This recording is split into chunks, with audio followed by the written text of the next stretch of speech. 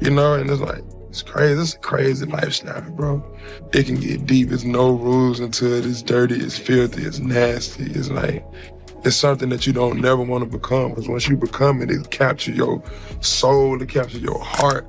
Where you said that you, one verse that you wish that you would have been on, or one hook or one feature that you wish you would have been on was Started From the Bottom. Yeah.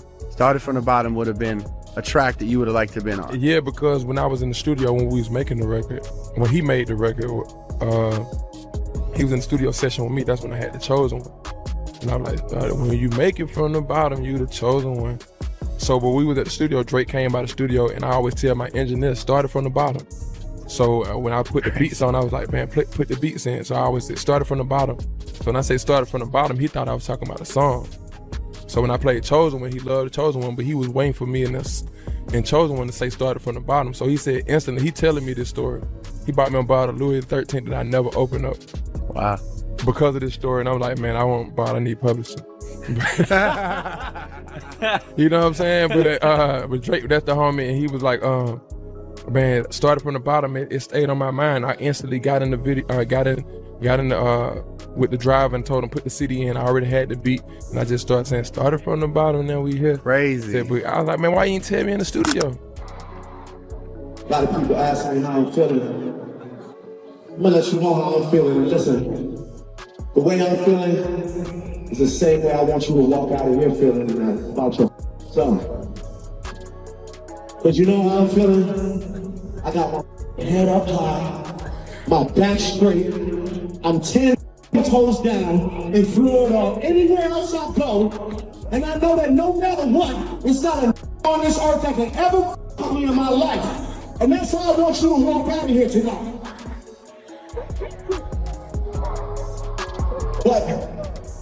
But in order to, you know, get yourself all gassed up, riled up, and move towards the future, sometimes you gotta acknowledge the mistakes that you made in the past, right? Right?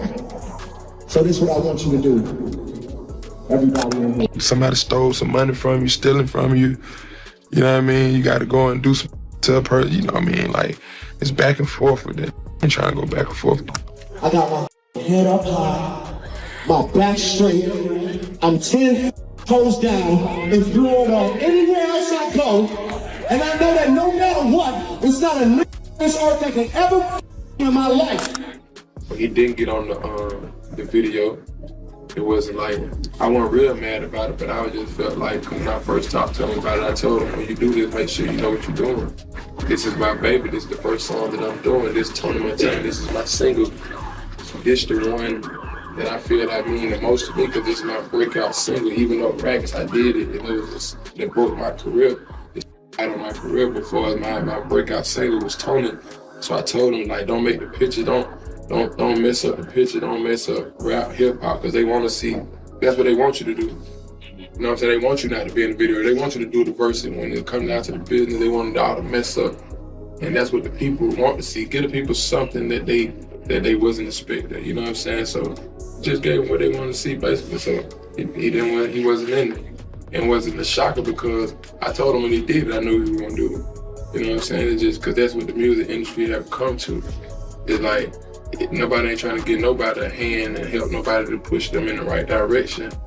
No more than what you're going, you know what I'm saying? Even though I'm going in the right direction, but ain't nobody trying to really just push me and say, pick it back off them, which is I'm not trying to do.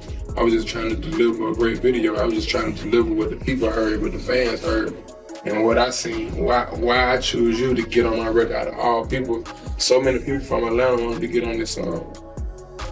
And it's just like, basically a slap in my face, because they like, shit, you should have did it for somebody from Atlanta who was gonna get in the video, who wanted to be part of your video, and you go outside Atlanta and you try to get something different. I really wanted to give Atlanta something different from when it turned up into being a slap in my face for it not complete the whole thought. You know what I'm saying? We could really complete the thought. So just the thought of him getting on it deserves a salute, but the thought of not being complete, a salute come back. Like in Atlanta, it's a lot of you really can't tell them Future ain't bigger than Drake. I would say it's cap. Really? Oh God. out in Tokyo because I'm big in Japan. Not a deli bear pointed this out, and you see she has a "We Don't Trust You" hoodie on. Now, the reason why that's important, because this woman's name is just Tokyo. Out in Tokyo, big in Japan. Now, some people were speculating that's a reach, but it's not. Drake has stated numerous times that he just doesn't say things to say things, and especially about women and name dropping. If you go through her IG, she's posting multiple things with Future, albums, songs, you name it. Now, I can't confirm if this is his assistant, manager, PR person, I don't know. But what I did find out that she used to work with Floyd Mayweather, the champ himself. She was the money team. Like, bro, she even has pictures with Roger Mayweather. Rest in peace. Now, I don't know what her role was in the TMT money team camp, but she was in the camps when he was fighting. And in the beginning of this, Drake says, "Your first #1, I had to put it in your hand." #1 record in the country, Drake and Future. She posted this on her page, so she was around for that time. Listen, if you don't think Drake was going crazy on this diss record, you need to spin it back a few more times. Y'all! Drake and Future's relationship has been a roller coaster ride from day one. These two have gone from collaborating on hit tracks to throwing shade faster than you can say started from the bottom. But now it looks like Future's done with Drake for good, and honey, the tea is scorching. Let's rewind to 2011 when these two first joined forces on Future's Tony Montana remix. It was Future's big solo hit and everything seemed peachy keen. But hold up. In an interview with The Source TV, Future spilled that he felt totally betrayed when Drake ghosted the music video after dropping his verse. Talk about a rocky start. But you know how it goes in the music biz. One minute you're beefing, the next you're besties. They patched things up and collabed again in 2012 on DJ Drama's We In This 1.5. It seemed like smooth sailing from there, right? Wrong.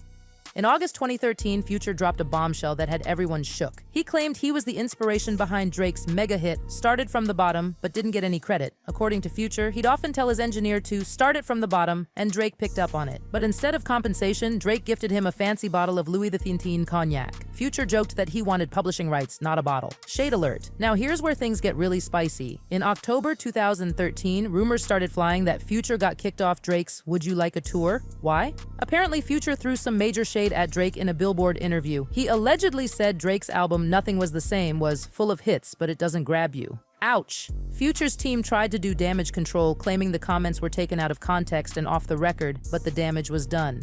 To add to the drama, there were reports of a $1.5 million lawsuit between Drake and Future over tour logistics. Talk about messy. But somehow, they managed to patch things up again, and Future rejoined the tour. They even hit the road together in 2016 for Drake's Summer 16 tour. Talk about a complicated bromance. Now fast forward to the present day, and it looks like this friendship has finally hit its breaking point. Future has publicly declared he's done with Drake for good. But what exactly went down? For nearly a decade, Drake and Future seemed like the ultimate hip-hop dream team. They blessed us with the mega hit album What a Time to Be Alive in 2015 and the chart-topping Life is Good in 2020. But by 2022, the cracks were starting to show.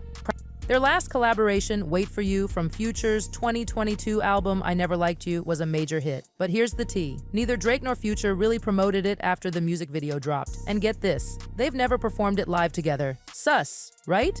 Now let's talk about the recent drama that's got everyone buzzing. In March 2024, Future and Metro Boomin dropped their joint project We Don't Trust You, and fans immediately started dissecting the lyrics for disses aimed at Drake.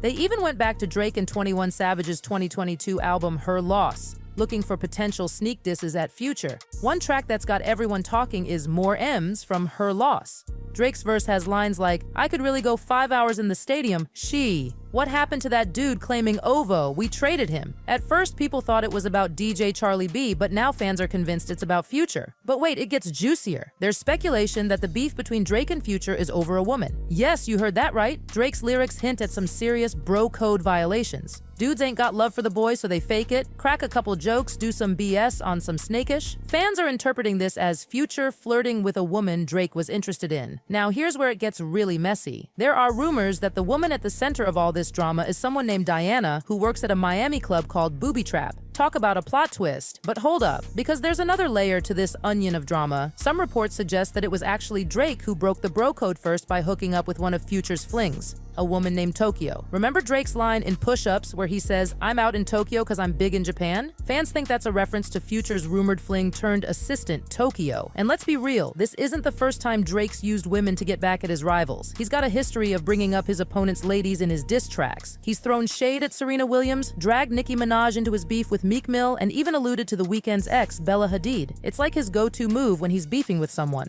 But Future wasn't about to take this lying down. He and Metro Boomin pretty much started an industry-wide beef against Drake. It all kicked off in December 2023 when Metro criticized her loss, even though he swore at the time he had no beef with Drake. Fast forward to March 2024, and Future and Metro drop We Don't Trust You, which is basically a Drake diss track disguised as an album. While everyone was busy analyzing Kendrick Lamar's shots at Drake on the album, many now believe the opening track is packed with disses from Future aimed at Drake. Just check out these lyrics. "You a #1 fan, dog, sneak dissing, I don't understand, dog, pillow talking, acting like a fed, dog, I don't need another fake friend, dog, can't be bought up cause we sharing, dog, in your feelings while you playing, dog. If that's not about Drake, I'll eat my hat." But Drake wasn't about to take this lying down. Just 2 days after We Don't Trust You dropped, he fired back during his shows in Sunrise, Florida. He projected visuals of Princess Diana on stage while performing Meltdown, which seemed to reference Future's track Magic Don Juan, Princess Diana. Subtle Drake, real subtle. During one of his Florida shows, Drake had Lil Durk, Chubbs, and his OVO crew make a grand entrance to Future's song My Savages before addressing the disses directly. He claimed none of them affected him or his self-esteem. But actions speak louder than words, and after the show, Drake headed straight to Booby Trap in Miami. When Elliott Wilson later posted a picture of him at the club, someone commented, "This man isn't taking it seriously." And guess what? Drake liked the comment. But you know who is taking it seriously? Future. He's now swearing up and down that he'll never work with Drake again. It's like watching the end of an era, besties. Drake and Future used to be the ultimate power duo in the rap scene. They've teamed up for some serious hits, including an entire album and countless guest features. Whether you love them or hate them, there's no denying that these two brought out the best in each other, both in the studio and on stage. But now, the alliance between Drake's OVO sound and Future's free bands has come to a crashing end. And it looks like this time, it's for good. Future is done, really done, with Drake. And there's no turning back. While Kendrick has been busy taking jabs at Drake over the past few months, Future has been keeping a low profile. But insiders from Future's camp are spilling the tea that this silence isn't about regret or second thoughts. It's because Future is over Drake for good. To the heartbreak of their fans, he has reportedly sworn off ever working with him again. As for the fans, it seems most are taking Future's side. They're saying there's a reason why every friend Drake had ended up feeling betrayed by him. As one fan put it, if you're disliked by everybody, it most likely means you're the problem. Ouch. Another fan commented, "Drake needs counseling. Crushing other people's women is disgusting. It either means he low-key wants to be those men or he wants to be with those men." Double ouch. And then there's this hot take from a Toronto native. As someone from Toronto, I can say a lot of Drake's relationships are transactional. When you pay for friends, this will happen. Stay woke. Triple ouch. So, what's the takeaway from all this drama? Well, it looks like the Drake and Future dream team is officially dead. Their falling out seems to be a mix of personal betrayals, professional jealousies, and some serious bro code violations. It's a reminder that even in the glitzy world of hip-hop, friendships can be fragile, especially when there are women and egos involved. But here's the thing, besties. In the world of hip-hop, beef can be good for business. These diss tracks and public spats often lead to increased streams and album sales. So while Future and Drake might be done personally, don't be surprised if this drama translates into some fire tracks from both of them. As for the future, pun intended, of Drake and Future's relationship, well, never say never in the music industry. We've seen plenty of beef squashed and collaborations resurrected. But for now, it seems like these two are firmly in the ex-friends category. So what do you think, besties? Are you Team Drake or Team Future? Do you think they'll ever patch things up, or is this the end of an era? Drop your thoughts in the comments below, and don't forget to hit that subscribe button and turn on those notifications. You know I'll be here with all the latest tea as this drama continues to unfold. Until next time, reminding you that in the world of hip-hop, today's beef could be tomorrow's collab. Stay fabulous, and remember, keep it real, but keep it kind. Goodbye.